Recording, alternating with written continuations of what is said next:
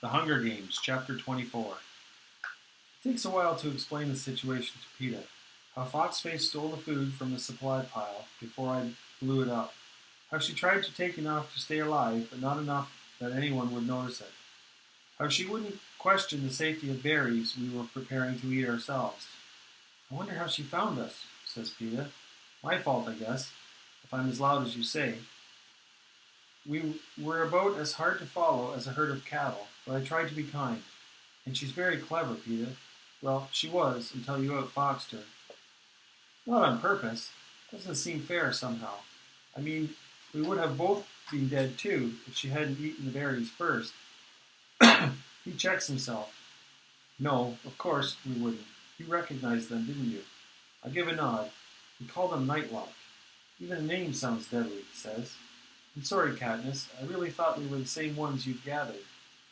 Don't apologize. It just means we're one step closer to home, right? I ask. I'll get rid of the rest, PETA says. He gathers up the sheet of blue plastic, careful to strap the berries inside, and goes to toss them into the woods. Wait, I cry. I find the leather pouch that belonged to the boy from District 1 and fill it with a few handfuls of berries from the plastic. If they fooled Foxface, maybe they can fool Cato as well. If he's chasing us or something, we can act like we accidentally dropped the pouch, and if he eats them... And hello, District 12, says PETA. That's it, I say, securing the pouch to my belt. He'll know where we are now, says PETA. If he was anywhere nearby and saw that hovercraft, he'll know we killed her and come after us. PETA's right. This could be just the opportunity Cato's been waiting for.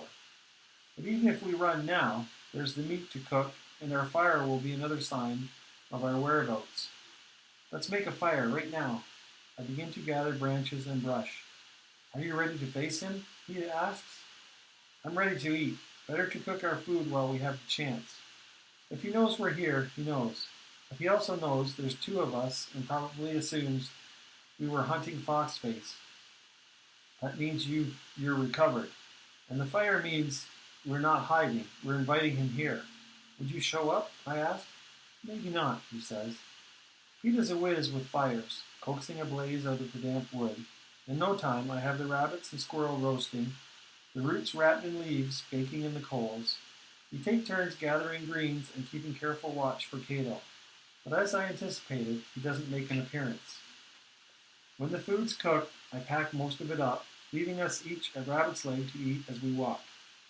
I want to move higher into the woods, climb a good tree, and make camp for the night. But PETA resists. I can't climb like you, Katniss, especially with my leg, and I don't think I could ever fall asleep 50 feet above the ground. It's not safe to stay in the open, PETA, I say. Can't we go back to the cave, he asks. It's near water and easy to defend. I sigh. Several more hours of walking, or should I say crashing, through the woods to reach an area we'll just have to leave in the morning to hunt. But PETA doesn't ask for much. He's followed my instructions all day, and I'm sure if things were reversed, he wouldn't make me spend the night in a tree. It dawns on me that I haven't been very nice to PETA today, nagging him about how loud he was, screaming at him over disappearing. The playful romance we had sustained in the cave has disappeared out in the open, under the hot sun with the threat of Cato looming over us. Haymitch has probably just about had it with me, and as for the audience, I reach up and give him a kiss. Sure, let's go back to the cave. He looks pleased and relieved. Well, that was easy. I work my arrow out of the oak, careful not to damage the shaft. These arrows are food, safety, and life itself. We toss a bunch more wood on the fire. It should be sending off smoke for a few more hours, although I doubt Cato assumes anything at this point. When we reach the stream, I see the water has dropped considerably and moves at its own old leisurely pace. So I suggest we walk back in it. PETA's happy to oblige, and since he's a lot quieter in water than on land, it's a doubly good idea. It's a long walk back to the cave, though, even going downward, even with the rabbit to give us a boost. We're both exhausted by our hike today and still way too underfed. I keep my bow loaded, both for Cato and any fish I might see, but the stream seems strangely empty of creatures. By the time we reach our destination, our feet are dragging and the sun sits low on the horizon. We fill up our water bottles and climb the little slope to our den. It's not much, but out here in the wilderness, it's the closest thing we have to a home. It will be warmer than the tree, too, because it provides some shelter from the wind that has begun to blow steadily from the west. I set a good dinner out, but halfway through, Peter begins to nod off. After days of inactivity, the hunt has taken its toll. I order him into the sleeping bag and set aside the rest of his food for when he wakes. He drops off immediately. I pull the sleeping bag up to his chin and kiss his forehead. Not for the audience, but for me, because I'm so grateful that he's still here, not dead by the stream as I thought. So glad that I don't have to face Cato alone. Brutal, bloody Cato, who can snap a neck with a twist of his arm, who had the power to overcome Thresh, who has had it out for me since the beginning. He probably has a special hatred for me since I outscored him in training. A boy like Peter would simply shrug that off. But I have a feeling it drove Cato to distraction, which is not that hard. I think of his ridiculous reaction to finding the supplies blown up. The others were upset, of course, but he was completely unhinged. I wonder now if Cato might not be entirely sane. The sky lights up with the seal, and I watch Foxface shine in the sky and then disappear from the world forever. He hasn't said it, but I don't think Peter felt good about killing her, even if it was essential. I can't pretend I'll miss her, but I have to admire her.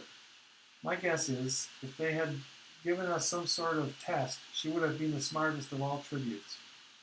If, in fact, we had been setting a trap for her, I bet she'd have sensed it and avoided the berries. It was Peter's own ignorance that brought her down. I've spent so much time making sure I don't underestimate my opponents that I've forgotten it's just as dangerous to overestimate them as well. That brings me back to Cato. But while I think I had a sense of Foxface, who she was and how she operated, he's a little more slippery. Powerful, well-trained, but smart? I don't know. Not like she was, and utterly lacking in control, in the control Foxface demonstrated. I believe Cato could easily lose his judgment in a fit of temper. Not that I can feel superior at that point. I think of the moment I sent the arrow flying into the apple in the pig's mouth when I was so enraged. Maybe I do understand Cato better than I think. Despite the fatigue in my body, my mind's alert, so I let Peter sleep long past our usual switch. In fact, a soft gray day has begun when I shake his shoulder. He looks out almost in alarm. I slept the whole night? That's not fair, Katniss. You should have woken me. I stretch and burrow down into the bag. I'll sleep now. Wake me if anything interesting happens. Apparently nothing does, because when I open my eyes, bright hot afternoon light gleams through the rocks. Any sign of our friend, I ask? Peter shakes his head. No, he's keeping a disturbingly low profile. How long do you think we'll have before the game makers drive us together, I asked. Well, Foxface died almost a day ago, so there's been plenty of time for the audience to place bets and get bored. I guess it could happen at any moment, says Peter. Yeah, I have a feeling today's the day, I say. I sit up and look out at the peaceful terrain. I wonder how they'll do it. Peter remains silent. There's not really any good answer. Well, until they do, no sense in wasting a hunting day. But we should probably eat as much as we can hold just in case we run into trouble, I say. Peter packs up our gear while I lay out a big meal. The rest of the rabbits, roots, and greens, the rolls spread with the last bit of cheese. The only thing I leave in reserve is the squirrel and an apple. By the time we're done, all that's left is a pile of rabbit bones. My hands are greasy, which only adds to my growing feeling of grubbiness. Maybe we don't bathe daily in the sea, but we keep cleaner than I have of late. Except for my feet, which have walked in the stream and covered in a layer of grime. Leaving the cave has a sense of finality about it. I don't think there will be another night in the arena somehow. One way or another, dead or alive, I have the feeling I'll escape it today. I give the rocks a pat goodbye, and we head down the stream to wash up. I can feel my skin itching for the cool water. I may do my hair and braid it back wet. I'm wondering if we might even be able to give our clothes a quick scrub when we reach the stream, or what used to be the stream. Now there's only a bone-dry bed. I put my hand down to feel it. Not even a little damp. They must have drained it while we slept, I say.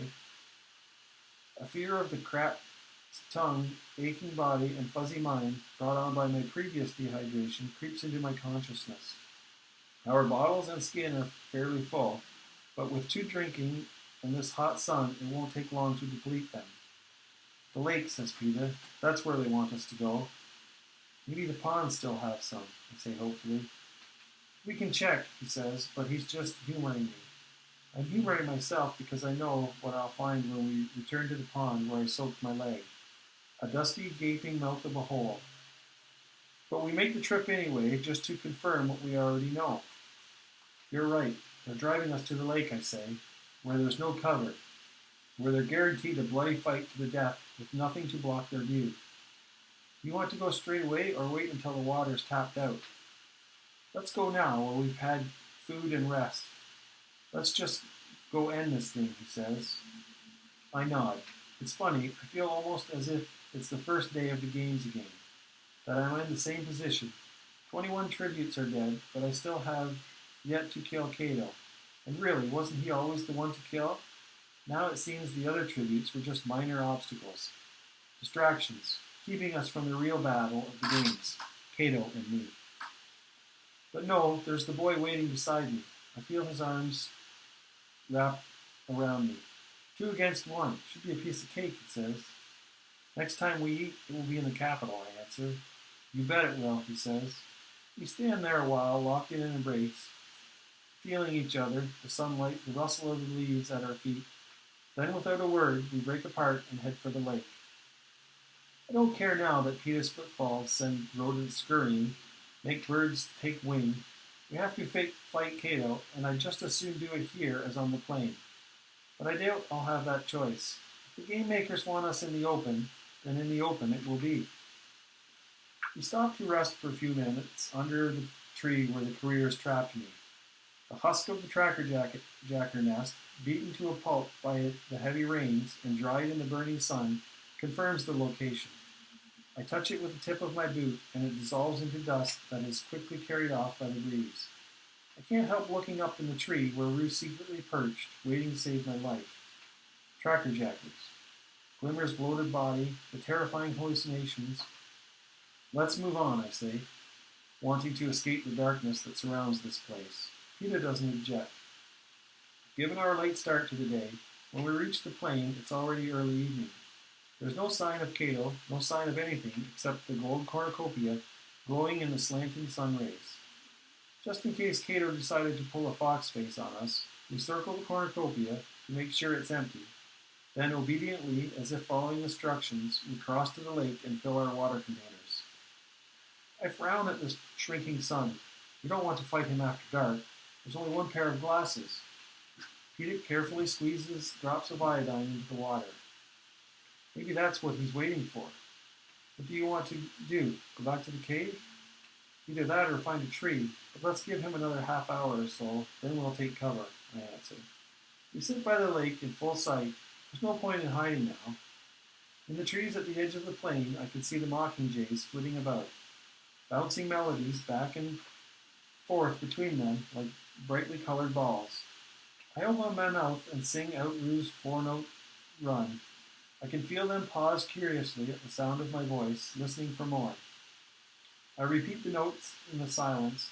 First 1 mockingjay trills the tune back, then another. Then the whole world comes alive with the sound. Just like your father, says Peter.